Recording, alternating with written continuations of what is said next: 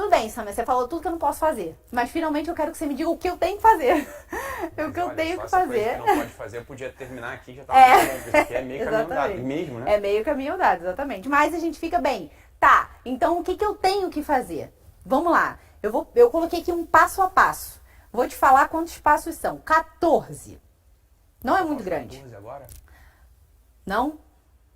Não sei, mas não é grande não. Pelo amor de Deus. Calma aí, mas é porque eu falei que eu quero passar todas as ferramentas importantes. Eu vou falar com eles só um pouquinho. Ítalo, tenha paciência. Primeiro definir o que você... Europa, 2 vezes por mês. Para. Definir o que você deseja, tá? Então você precisa definir o que você deseja como rotina, levando em consideração aquilo. Isso não vai tirar a liberdade dos seus filhos, isso não vai deixá-los submissos, você vai diminuir essa ansiedade de decisão, você tem muito mais desenvolvimento que eles têm, pequenos Eita, falei confuso, não, vamos lá. Eles são muito poucos... Eita, nossa senhora! Você é muito mais desenvolvido que eles. Exatamente. Entendi. Então, Beijo, você olha só, calma aí. Fala. São 14 pontos, meu amor. Se tu falar Tá, 1 minuto eu vou por cada, falar. 2 minutos Não. por cada, vai dar mais meia hora de live. Tá bom. Cita esse negócio, o pessoal corre atrás, depois Tá faça bom. um curso. Pelo amor de Então, Deus. definir as Vai, ordens. 14, anota aí, definir galera. as ordens. Anota que ela vai falar. Definir as ordens Deixa e a ela falar, rotina cara. Tem que ser jantar com a minha seguida. mulher, gente. Tem que sair Tá. ainda. Vai comer, vai jantar. Deixa ela falar, eu saio daqui a 2 horas. Pera aí, Deixa o então. pessoal tá reclamando Presta comigo. atenção, eu não consigo. Tô Eu preciso prestando. passar o conteúdo, eu não consigo. Ó, definiu as ordens, dar as ordens de maneira clara. Quando as crianças... É o segundo. Quando as crianças são grandes, você pode sentar com elas e falar, olha, a partir de hoje, eu preciso que a gente desenvolva uma coisa que está muito mal desenvolvida aqui. Eu já fiz isso com os meninos várias vezes. Ó, a partir de hoje, vocês precisam arrumar a cama assim que saem daqui. Antes de descer para ir tomar café, a cama precisa estar arrumada. Combinado? Essa é uma ordem. Beleza? Você não precisa... Se você não fizer, vai acontecer isso. Você não precisa falar nada disso. Você vai dar ordem. Tá? Dá ordem. Sem gritar, tá? Então, quando você tiver que repetir a ordem de manhã, você não precisa gritar. A ordem foi, vocês precisam arrumar a cama. De maneira simples, ou seja, não adianta dar um encadeamento de ordens, ou seja, olha, então, você vai arrumar a cama, depois você vai escovar o dente, depois você vai trocar o pijama, depois... A criança já esqueceu a primeira que tu falou. Exato, porra. Vai uma coisa por vez, né? De maneira simples, sem dar várias ordens ao mesmo tempo. As ordens precisam ser diretas. Simples, diretas, tá? Então, voltamos àquele ponto. Não reclamar e dizer o que você quer que ele faça. Tudo bem? Então, você diz que ele faça. Meu filho, eu quero que você pegue o brinquedo. Mas, mãe, não sei o que, não sei o que lá. Meu filho, eu quero que você pegue o brinquedo. Mas, mãe, não sei o que lá. Meu filho, a ordem é, eu quero que você pegue os brinquedos. Não tem problema você ser retardada, não. Vai, eu quero que você pegue os brinquedos. Tá. Mas ele não vai fazer. Calma que a gente vai chegar lá, tá? Você precisa garantir que a ordem foi ouvida e compreendida. O que significa? Não adianta você dar a ordem do banheiro. Beleza? Então, meu filho, tá na hora de tomar banho. Tá ruim? Vê, alguém tem que arrumar teu microfone aí. Perguntei. Não, o microfone aqui? Vê com eles aí. Peraí. Vê com eles, Bê. Pede pra eles ajeitarem. Vou ver. Pessoal. Aqui. Mas é aqui que tá ruim?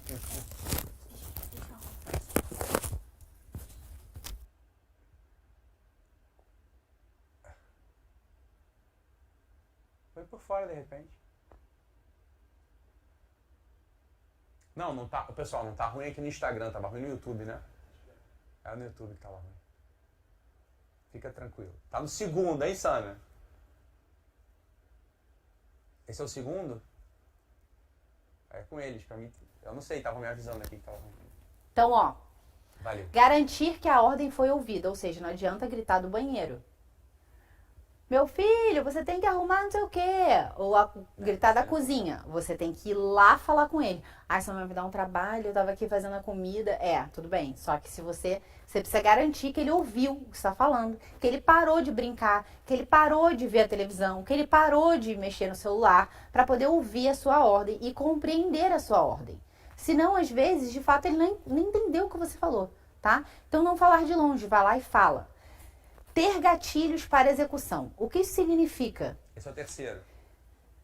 É o quarto, já a gente falou. Definir, depois dar as ordens claras e diretas, garantir que foram ouvidas. Número 4, ter gatilhos para execução. O que significa? Se você quer começar, você quer introduzir a ordem de que ele precisa arrumar os brinquedos antes de dormir.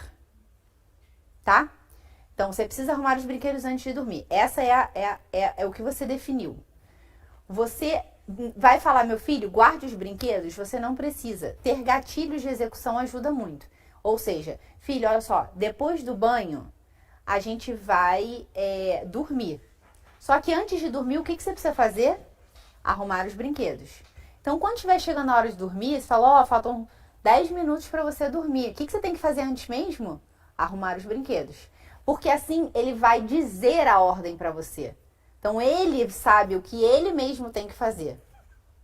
O que você tá rindo? Verdade. O pessoal tá me xingando nos comentários aí. O pessoal fala que eu sou impaciente, pra eu vazar, pra eu sair daqui. É que só faltam 10, pessoal. Fica tranquilo. Peraí. O 4 e o 5 eu botei igual, ó. Avisar que o momento de realizar está chegando, que são esses gatilhos de execução. Boa. Fazê-los executar a ordem dada. Ou seja, isso aqui é um ponto importantíssimo. Por quê? Eu queria todos os 14 fora e ficaria só também. Fazer com que a ordem seja executada. O que significa? Se tem uma criança pequena, você quer que ela arrume o quarto.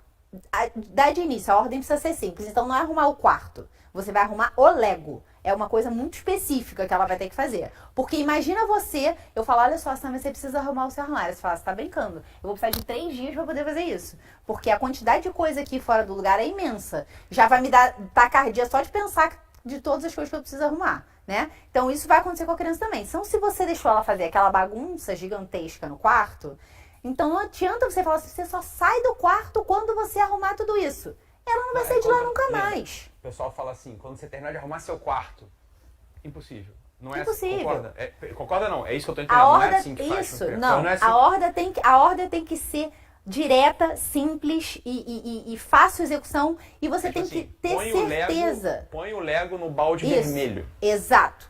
Isso vai funcionar. Põe o Lego no balde vermelho, exatamente. Aí, é o seguinte, né? O teu filho de 4 anos, ele não é a dona, a moça que trabalha na tua casa pra arrumar a tua casa, ele não é você, é teu filho de 4 anos. Ou seja, ele não vai deixar o quarto impecável. Assim, exceto o Antônio, ninguém vai deixar o quarto impecável, né? Digo assim. Mas aí é outra coisa importante da obediência. Você não pode ter uma casa muito enrolada. Cheia de brinquedo, que tipo, pra ele arrumar a casa, ele vai ter que pegar a casinha de boneca, colocar, tipo, a cadeirinha não sei o quê, a mesinha não sei aonde, o abajur em cima da mesa e fala, não, senão não tá bom. Bem, vai ser impossível, ela não vai conseguir arrumar realmente nunca. Então, a ordem que você for dar, ela tem que estar de acordo com a capacidade do seu filho.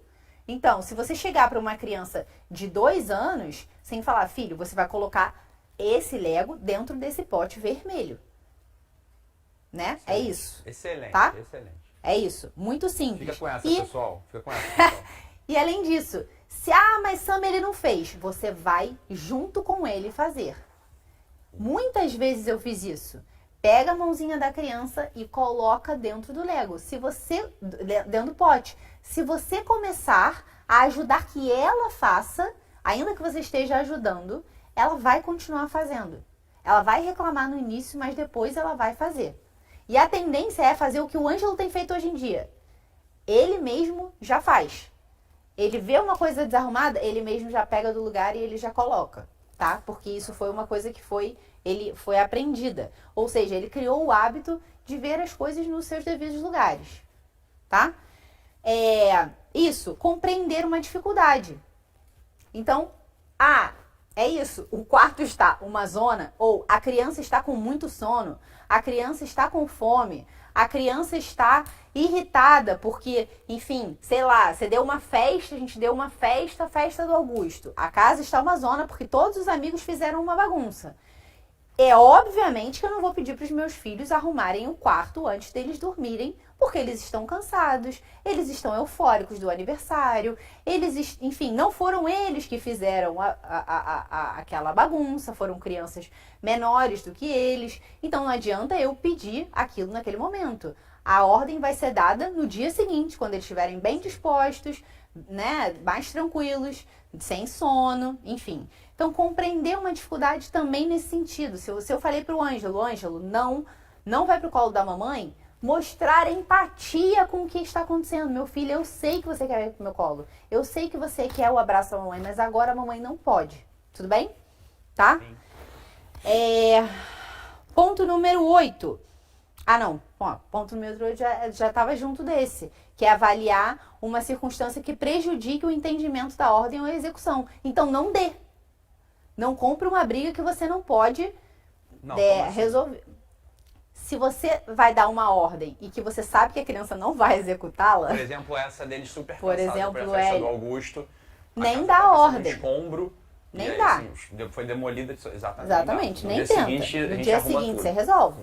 Ou você arruma sozinho ou e paciência. Você arruma sozinho Exato. e pronto. Exatamente. Então não compra briga nesses momentos de estresse. Então isso evita muitas confusões.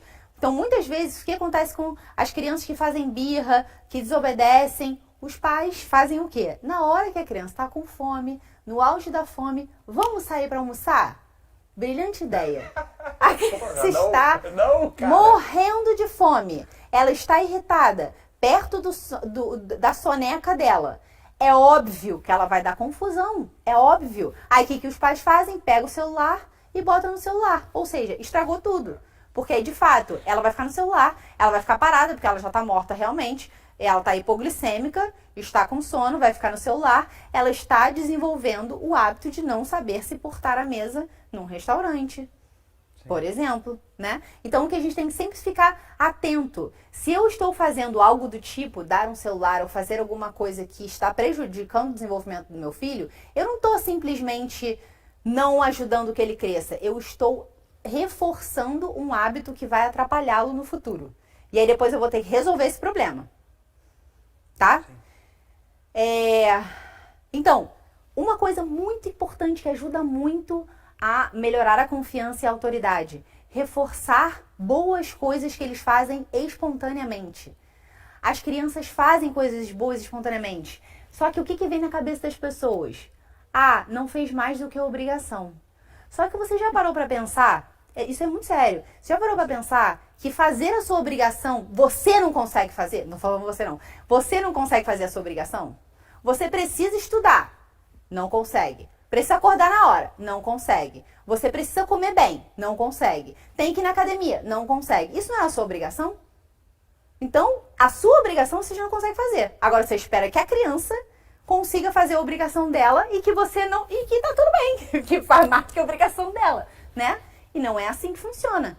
Então, quando ela consegue fazer algo que, embora seja da obrigação dela, ela colocou esforço para aquilo. A gente fazer coisas boas, a gente sempre coloca esforço. Sempre. Então a gente não pode diminuir. Esse esforço, exatamente. Claro, a gente não pode diminuir algo de bom que a criança fez. E quando a gente reforça algo de bom que ela fez, ela se sente muito orgulhosa. E ela sente uma coisa que eu falo muito, que é uma compensação interna. Já viu quando você faz uma coisa boa e que você sente uma coisa dentro do seu peito que é impossível você descrever às pessoas? Você fala, puxa, caramba, que bom, cara, eu consegui acordar cedo, eu consegui, né, ter o meu minuto heróico lá de começar a trabalhar na hora que eu tinha que trabalhar. Isso ninguém me tira. E aí, o que me faz quando eu sinto isso? Eu quero repetir outras vezes, né? Então, isso facilita muito a obediência dos nossos filhos. E eles ficam... Isso alimenta a confiança porque eles, cara, minha mãe tá atenta. Ela não tá atenta só às coisas erradas que eu faço.